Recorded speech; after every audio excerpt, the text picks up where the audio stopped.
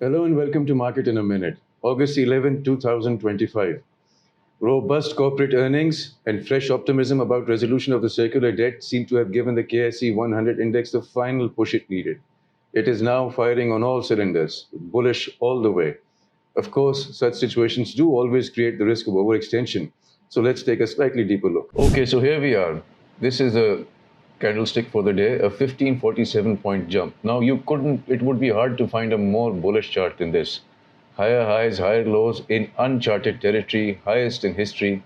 Let's take a look at the positives first. Price firmly above all important exponential moving averages. ADX at 53.54 is showing a very strong trend.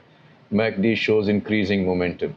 Volume is increasing day by day. You couldn't again find a more bullish chart, firmly bullish chart. But there is again always a risk of overextension in such cases because while making higher highs, it also has to make a higher low, which is why you have to look at the ADX also. Again, firmly bullish, but at 82, 88, it is too overbought for to sustain for too long.